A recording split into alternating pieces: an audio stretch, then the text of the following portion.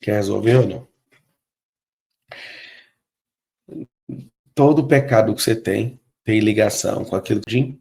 Como é que o diabo começa toda a conversa com alguém? Começa pegando uma palavra que Deus deu. Foi assim em Mateus 4, mesma conversa. Você sabe que é a serpente, porque ela chega falando sobre a promessa que você tem. E aqui hoje nós vamos resolver uma coisa muito boa. Quer resolver ou não? Todo pecado que você tem ligação com aquilo que você foi chamado. E aqui está o detalhe. O diabo já chega debaixo da palavra que tem, que a palavra é uma força. Seu propósito é uma força que Deus sustenta desde a eternidade para você. Não é desde a fundação do mundo. É antes da fundação do mundo. Então vamos lá.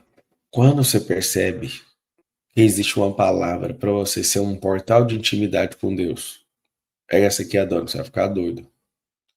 Quando você é um portal de intimidade diante de Deus, de algo que toca você, tem um tipo de pecado. Você tem pecado de luxúria, pecado de pornografia, pecado de adultério, pecado de qualquer coisa parecida com sexualidade, porque sexualidade é o ápice da intimidade no corpo. E aí, aquilo que você tem, se é um portal de alguém que foi chamado para ser íntimo e abrir esse portal para os outros. Qual que é o pecado que tranca o portal? Pecados de pornografia, fornicação, adultério, qualquer tipo de luxúria. Seus pecados não são por qualquer motivo. Quando você tem um chamado diante de Deus de apregoar, de pregar, de falar, aonde que o diabo ele tenta anular isso em você, no seu pulmão. Toda sorte de vício que ataca o pulmão, droga, fumo, todo tipo disso.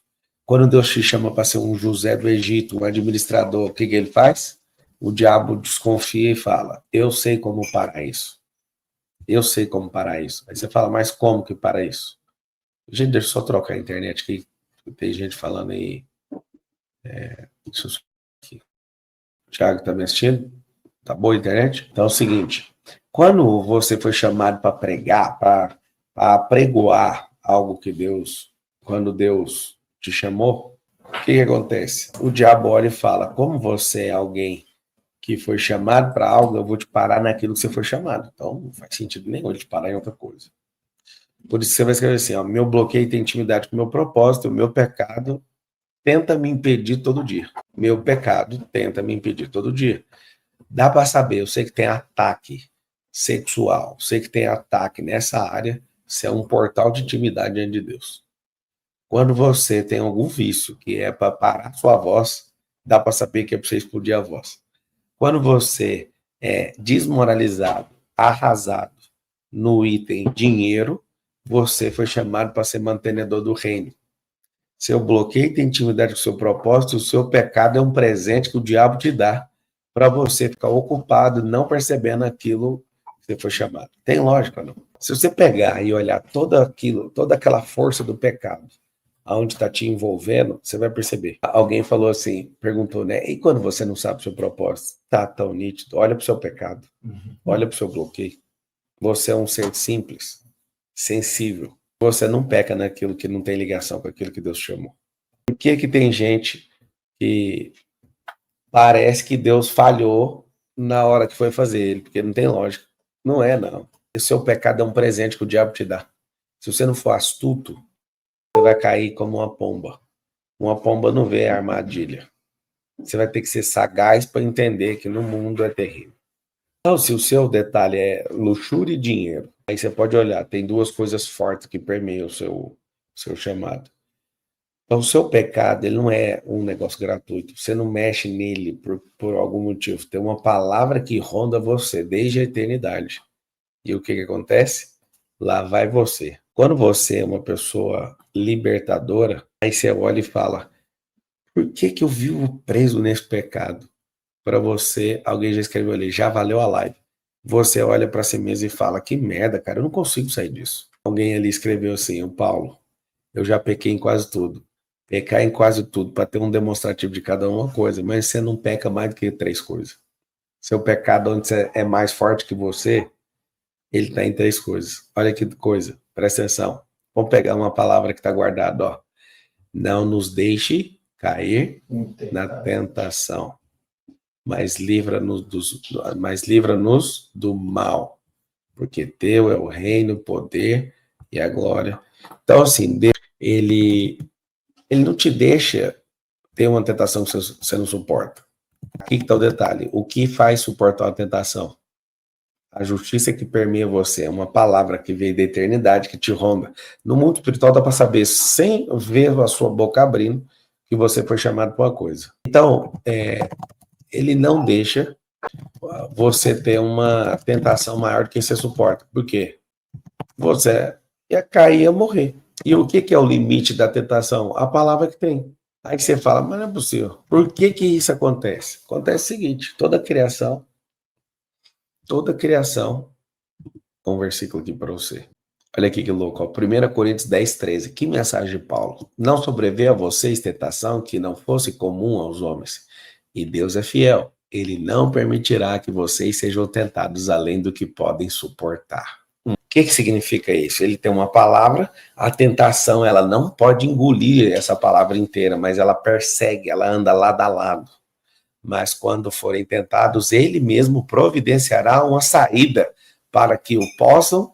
Eu não sei se você entendeu esse versículo, talvez você passou a vida inteira e não manjou esse versículo. Esse versículo é pesado.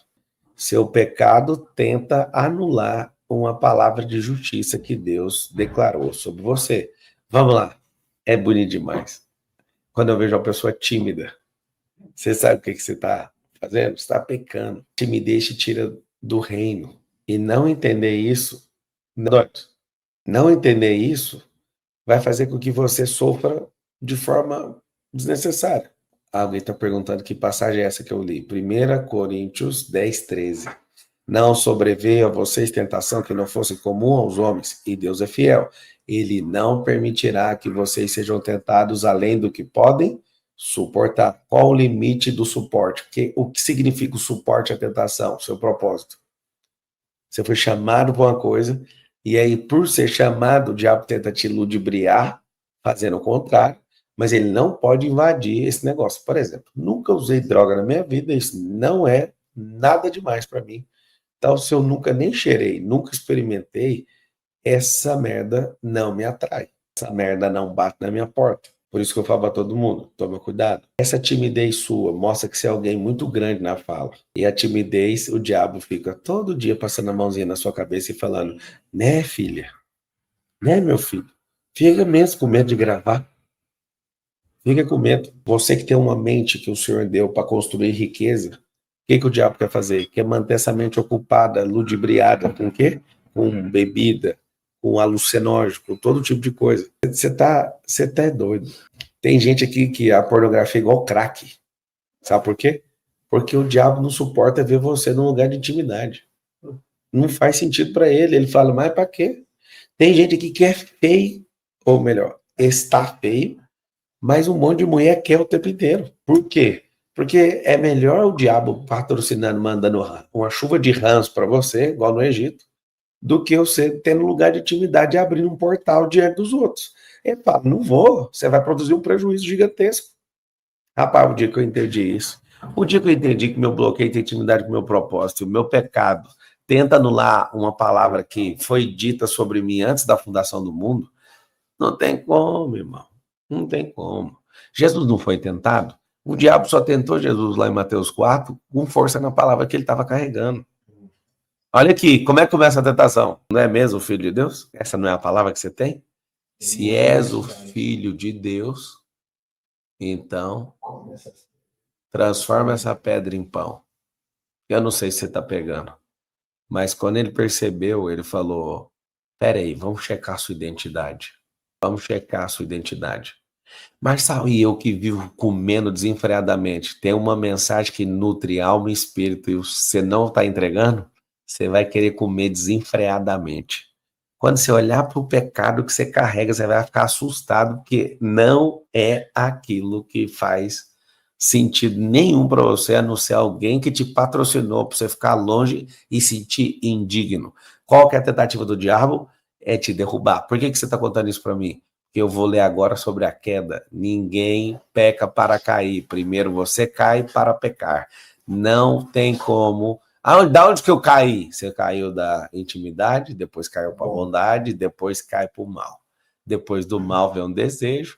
Não existe pecado que não tenha autorização dentro de você.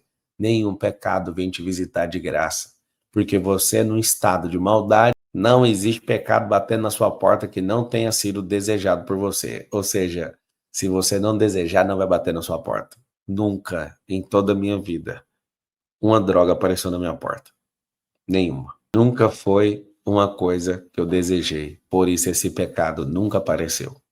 Mas na vida de alguns, sim. Sabe por quê? Porque mesmo que você não queira, o diabo, quando vê que você é forte, ele te cerca de gente. Já me cercou de gente drogada, mas não passei do limite nem da curiosidade. Que você nem caia a primeira vez. Ah, vou só experimentar. O que o diabo fala? Não, mas você não vai ficar viciado, é só para experimentar. Não é assim que todo mundo conversa? Não é assim que todo mundo fica falando? Não tem esse negócio. Não precisa se preocupar. Dá o curso só para você experimentar. Quer a sugestão? Não experimenta fazer isso, não. Não experimenta droga, não. Não experimenta coisa que você vai ter uma energia contra você pro resto da sua vida. Bingo. Não é sobre a droga. É sobre o estado de controle mental absoluto. O que o diabo quer? Que uma mente brilhante como você esteja ocupada o tempo inteiro e se sentindo indigno. Já posso desligar a live e ir embora? Você já me libera hoje? Deixa eu te explicar uma coisa. Não existe pecado sem poderoso. Deus chamou você para investimento. Deus chamou você para ser alguém que olha para uma pessoa e declara e investe nela, mas você não vai, aonde está o pecado? Está pondo você para ser jogador de tigrinho. É só olhar a besteira que você está fazendo e inverte essa merda, você vai ver que é a força de uma palavra que sustenta isso. O que o diabo vai fazer? Ele vai mexer na sua identidade, porque quando mexe nessa identidade, acabou.